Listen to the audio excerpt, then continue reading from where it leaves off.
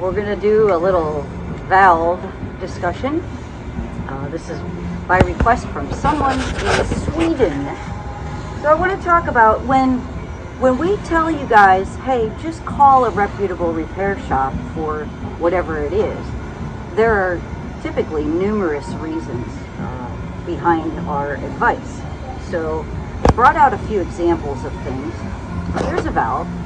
This is an example of a customer who felt, I don't need no stinking boat repair tech to do this stuff. Well, this dude DIY'd interior sealant. And I am filthy right now. I'm in the process of painting my house and dealing with persnickety boats. But you can see all the sealant that is mucking up the valve. Alright, so let me back up and explain to you what's going on. Here's the portion of the valve that you folks see. Here's a different valve with the cap on. That's what you see on the side of your boat. What's going on inside the tube, though, where you can't see, is when we push the plunger, we have now, opened the valve. That's letting all the air out of the tubes. We push the plunger again, and that's closing the valve.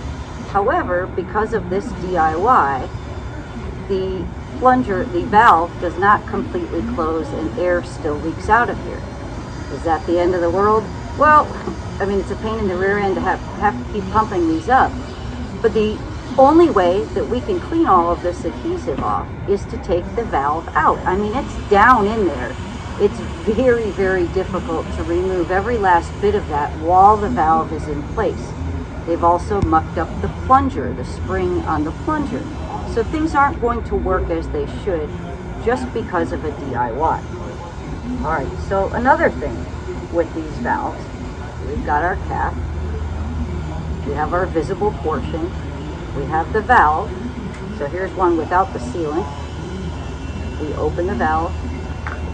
That's letting all the air out. On the inside of the tubes, did I pick the right one? We also have this basket. So when you folks don't have the right tool and you're trying to mess around with this whole thing, it's highly possible that you will undo the valve from the basket. The basket will fall into the tube. And if you've not had this experience before, safe to say, you could trust me, it's very aggravating to have to go chase that sucker down, slowly work it back up to the valve opening itself, and then put everything back together without cross-threading. Okay? So these are things that we need to pay attention to.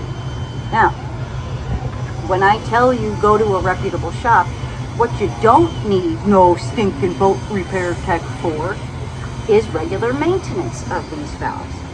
You can clean them all on your own. You don't need me. Get a bottle of water. Put some Palmolive dishwashing liquid in there. Spray the valve plunger. Open the valve. Spray again. Close the valve. Spray again. What are you doing there? Well, you're getting rid of all the sand, dirt, and debris that may have slipped down through and is acting as a blocker, keeping the valve from closing, just like our DIY sealant in this case is doing. Talking about cleaning and reseating the valves, I often tell you folks, if you don't have the right tool and you don't know what you're doing, don't mess with that either.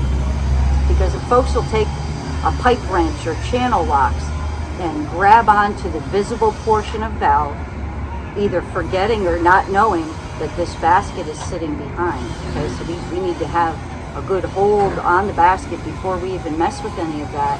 But what you're doing without the correct tool is you are delaminating, you're shredding all of your fabric around the valve.